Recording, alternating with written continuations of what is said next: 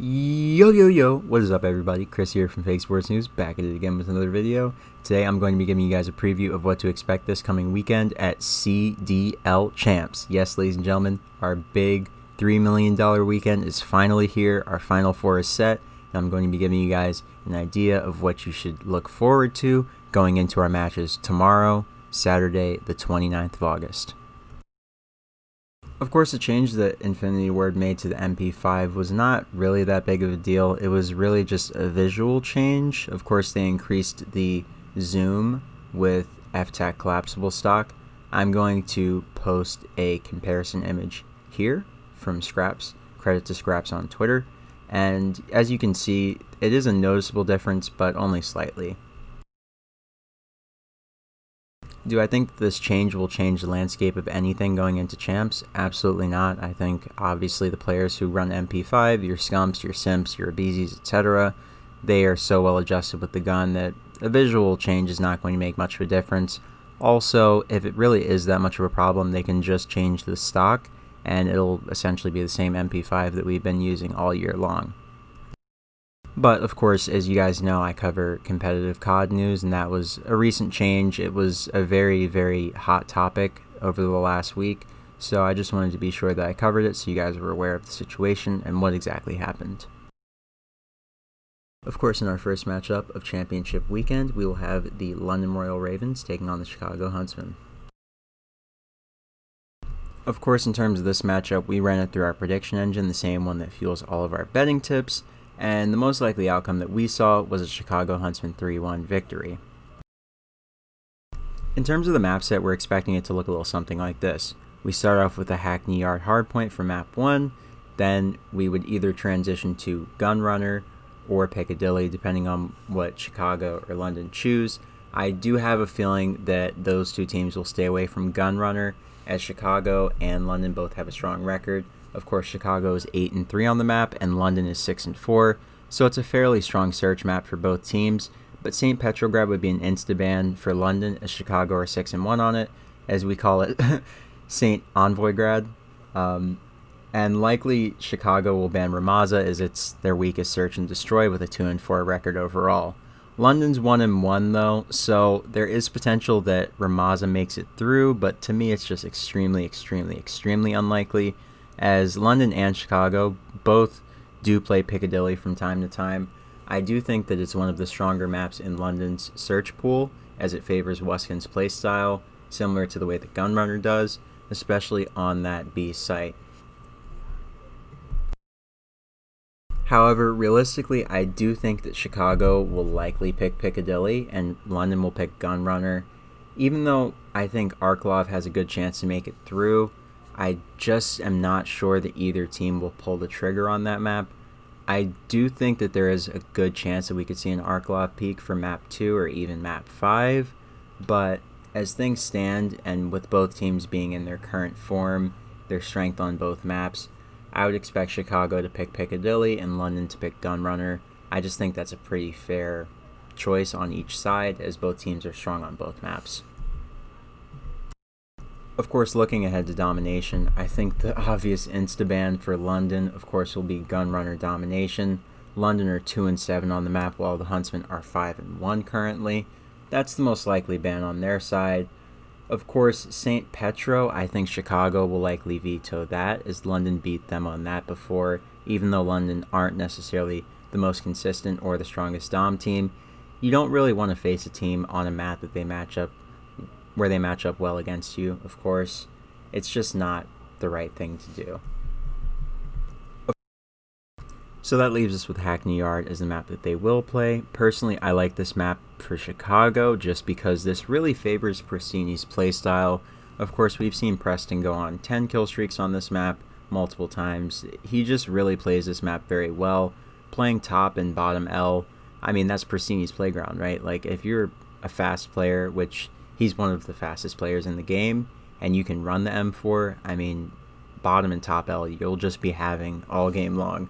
I mean, no one can really contest Prestini on Hackney Yard domination. I don't know, that map, he just knows how to play it very well.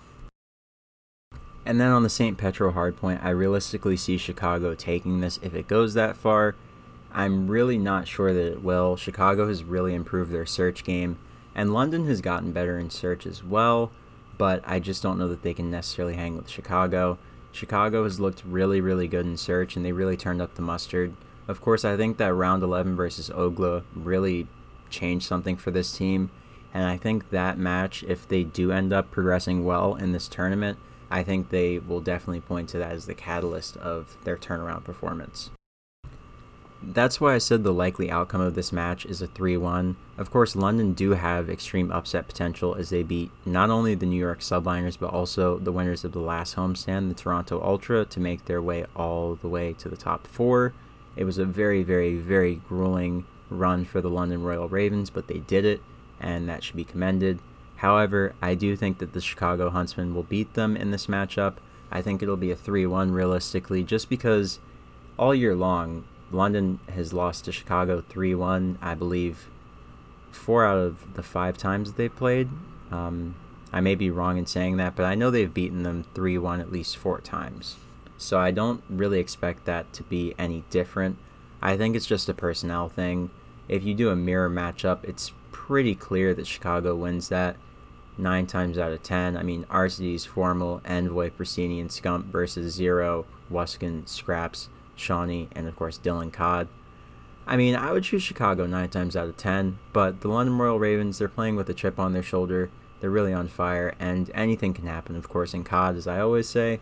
So, London, they could really pull out the upset like they did all weekend long last week, but I just don't see it happening against the Chicago Huntsmen team that's as hot as they are after coming off of that big win over OGLA. Of course, OGLA were one of my dark horses to make the losers run, and I really called that quite well. They did make the run. They fell short, of course, to Optic Gaming. Oh man, Freudian slip. Hector's Optic. Chicago Huntsmen. But yeah, I do think that all things considered, London will bow out here with a 3-1 loss. But of course, they surprised me multiple times last weekend. Maybe they can do it again. Of course, looking at the last match, Faze versus Empire, personally, my gut reaction just says Faze because they have the 5-1 advantage over the Empire, but I'm not 100% convinced after that close series against Chicago. Of course, they did clutch up, but Faze, they looked pretty weak at multiple points in that series, and I'm not sure what was going on with the guys, but there were a few times where they kind of couldn't get anything going. And if that happens against the Dallas Empire, they will absolutely flatten them. Of course, in the case of the Dallas Empire, they don't look invincible either. They had their struggles going up against the Toronto Ultra last week in the one match that they ended up playing. And, of course, they turned things around. They kind of sat forward, if you will, at the end when they started playing the Dom Map 3. As well as the hard point, and of course the search. They won the hard point 250 to 107 in the search with a 6-2 scoreline. So they really just proved that they are definitely ahead of the Ultra. Of course, Ultra played them very tight. They played very well, but Dallas just looked to be in another league. Same can be said for Faze. Of course, they did beat the Huntsmen narrowly. It was 6-4 in the Game 5 because of Major Maniac's insane clutch plays.